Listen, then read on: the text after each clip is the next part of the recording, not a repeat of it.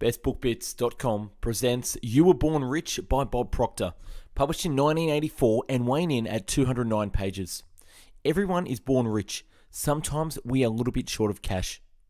You Were Born Rich gives you the complete proven system for using the potential you have loaded inside of you to achieve financial, emotional, physical, and spiritual prosperity.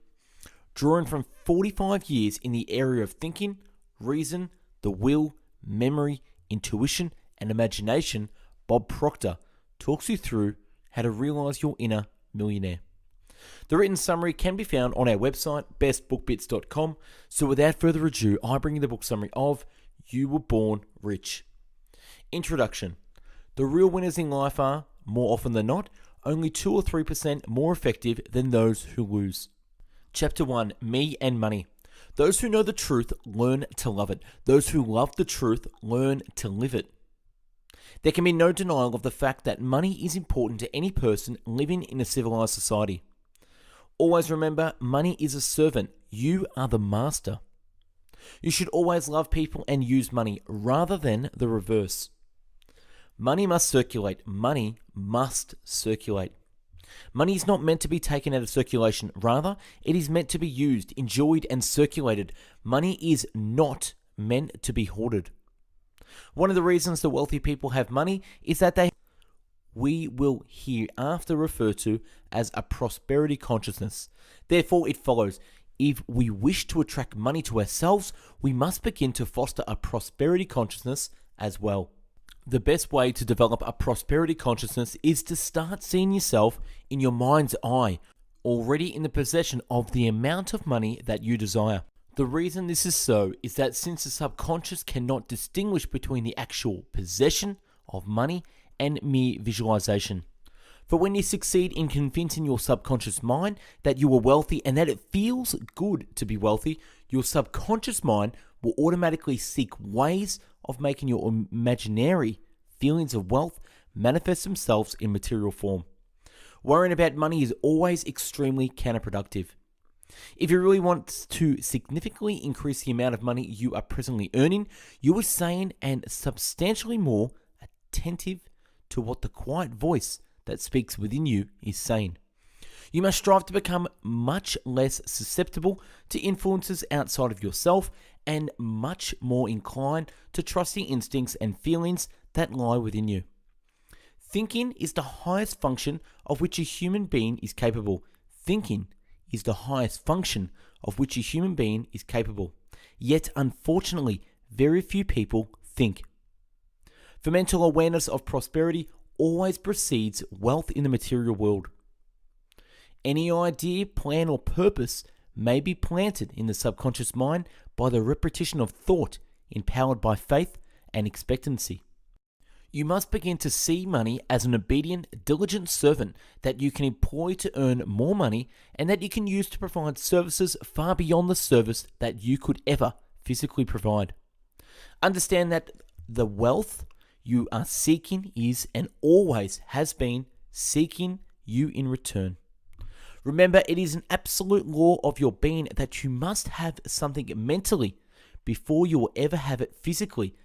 You must have something mentally before you'll ever have it physically.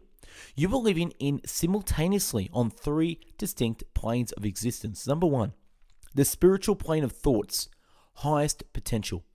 Number 2, the intellectual plane of ideas, middle potential. And number 3, the physical plane of results, lowest potential. Be very aware that ideas such as the idea of financial success never form by themselves. The human personality must always enter into the process by thinking the thoughts which can then be used to build the idea. Start working from thoughts, spirit to idea, intellectual to thing, physical rather than working from thing, physical to thoughts, spirit to idea, intellectual. You must begin to understand that the present state of your bank account, your sales, your health, your social life, your position at work, etc. is nothing more than the physical manifestation of your previous thinking. If you sincerely wish to change or improve your results in the physical world, you must change your thoughts and you must change them immediately. Cease permitting your physical world to control your thinking. In Emerson's essay on self-reliance, he said, envy is ignorance. In other words, to look at another person's accomplishments or results and then envy them is truly unwise. Abraham Lincoln said, to believe in the things you can see and touch is no belief at all, but to believe in the unseen is a triumph and a blessing. Chapter 2. How much is enough? Most people think they want more money than they really do, and they'll settle for a lot less than they could get. Earl Nightingale. For you to get this prosperity concept into high gear, you must be specific. Exactly how much money do you want? Remember, you're working with your subconscious mind, and the subconscious does not think. It merely accepts images and then moves them into form. Understand that thinking by itself is not enough. You must move into action. You have great resources of talent and ability locked up within you, just waiting to be expressed. Earl Nightingale says, we tend to minimize the things we can do, the goals we can reach, and yet, for some equally strange reason, we think others can do things that we cannot. Keep in mind there are only two ways to earn money: people at work or money at work. How often do you pay yourself? That less than 5 people in every 100 ever pay themselves first. They pay themselves first. This is better known as the Babylonian law of financial success. A part of all you earn is yours to keep. Your financial independence account, pay yourself 10% of your income. The money goes into savings until such time as you have accumulated enough capital to make a wise investment. People fall into 3 distinct categories with respect to finances. Number 1, deficit position, into debt. Number 2, break-even position, just getting by, but debt-free. And number 3, surplus position. For if a person is in a deficit financial position, it means they are in the habit of spending more money than they earn. Similarly, if they are in a break-even position, they are in the habit of spending everything they earn. Chapter 3. The Image Maker. Understand that images are the mental pictures that are made from thoughts, and the magnificence of the mind lies in the fact that it can think. That is to say, it can tap into thought and create whatever image it chooses. Everything we do is preceded by an image. We think first in order to form an image, then we do the work. Whatever the mind can conceive and believe, it can achieve. Napoleon Hill. Just build the image of prosperity on the screen of your mind and watch what happens. Remember though, regardless of how tough things get, you must continue to hold the picture of personal prosperity. There may be no heroic connotation to the word persistence, but the character is to the quality of man what carbon is to steel. Napoleon Hill. Never let present results dictate the image in your mind. Rather hold the image of what you want and then act as if you already have it. Before you can do something, you first must be something.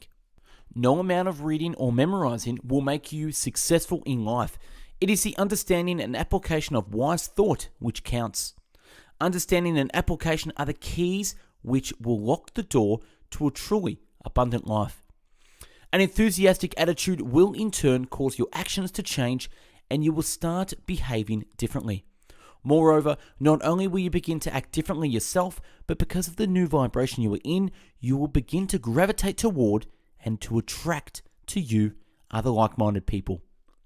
As Dr. Robert Schuller said, tough times never last, but tough people do. Chapter 4. Let go and let God. Letting go and letting God. Relax and see yourself already in the possession of the good that you desire. Chapter 5. Expect an abundance.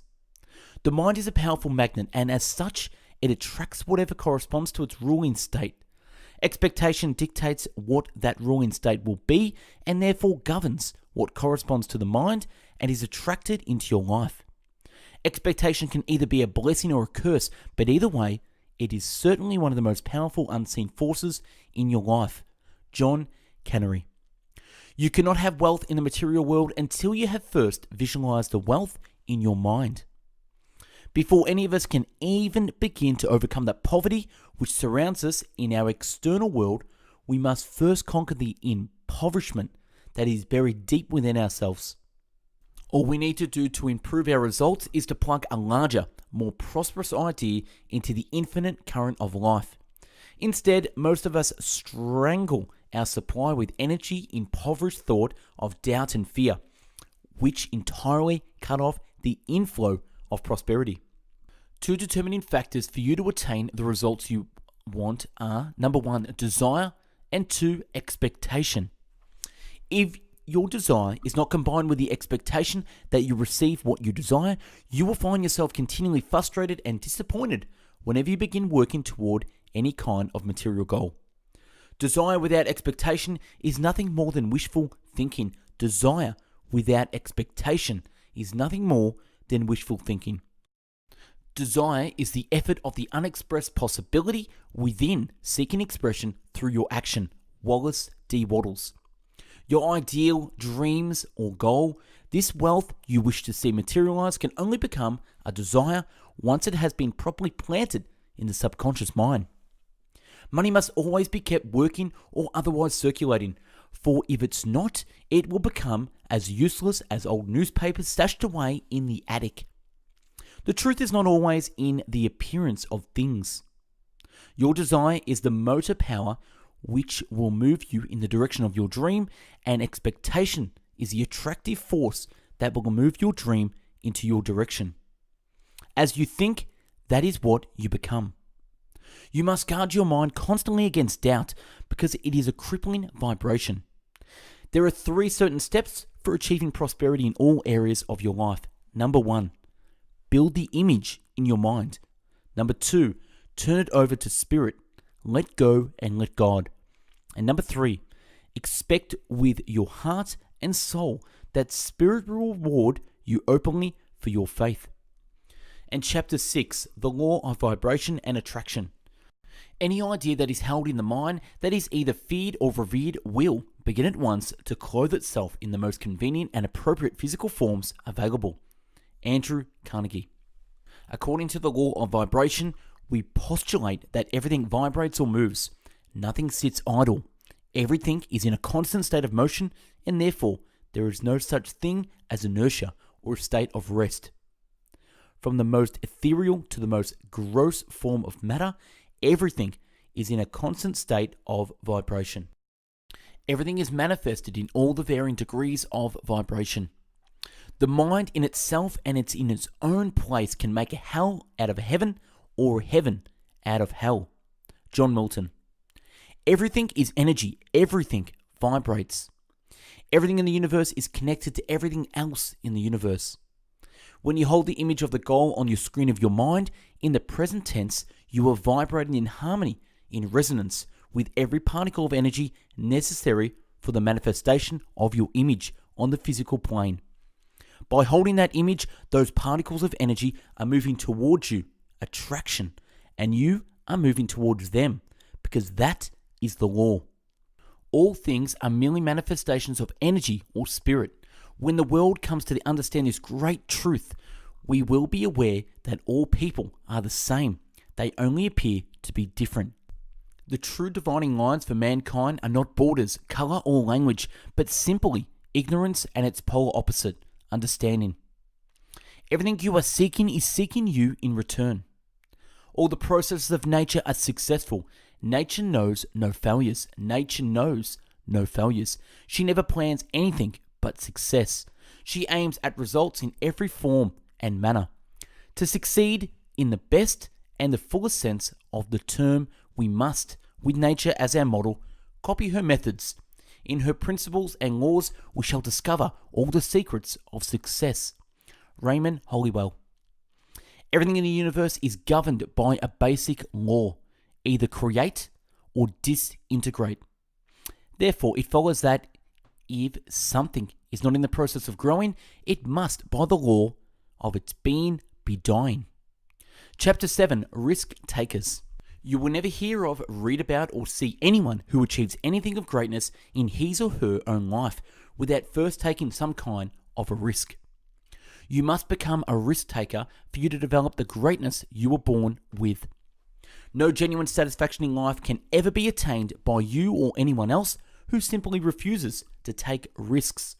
For the life of anyone who chooses to live with extreme caution will never amount to anything more than a succession of dull, sporadic days continuing on without interruption.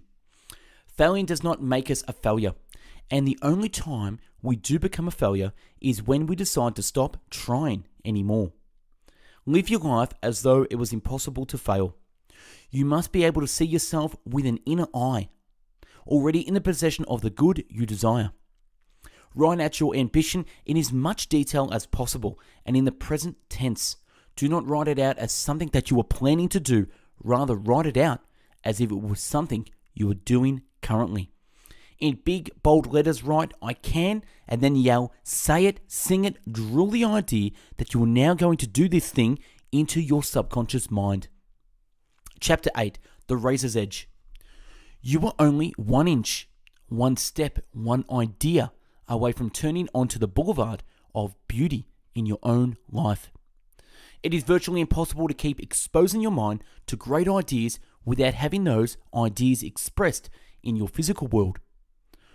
It is virtually impossible to keep exposing your mind to great ideas without having those ideas expressed in your physical world. Moreover, it is probably only one idea you need to make the difference in your life. Just getting out of bed 1 hour early in the morning could be the razor's edge difference which would permit you to realize your dreams. Chapter 9, Don't Think in Reverse. Let us not look back in anger nor forward in fear, but around us in awareness. You can't get something until you are first willing to give something away. You only have to learn a little bit to receive so much. For a little bit of awareness does make a tremendous difference in results. Chapter 10, The Vacuum Law of Prosperity. Vacuum Law of Prosperity, you must let go of the old before you will ever make room for the new. Never sell the articles which you no longer want, just give them away. I realize this advice might run contrary to the way in which you have been conditioned to live your life, but you must understand that in giving, you will also be receiving. We hold on to the ideas and old things because we lack faith in our ability to obtain new ideas and new things. It is absolutely essential that you let go of one idea before you can move yourself into action on the other. If you sincerely decide to receive something which is new, you must first make room for it by ridding yourself of that which is old. And that's a wrap on You Were Born Rich by Bob Proctor. Subscribe to our channel and take a look at the hundreds of book summaries uploaded previously. To find hundreds of written book summaries, check out our website, bestbookbits.com, and for hundreds of audio podcast summaries, find us on mixcloud.com/bestbookbits. Like and share if you got something from this summary, and comment on what one thing you got from this summary. Thanks for watching, and have yourself an amazing day.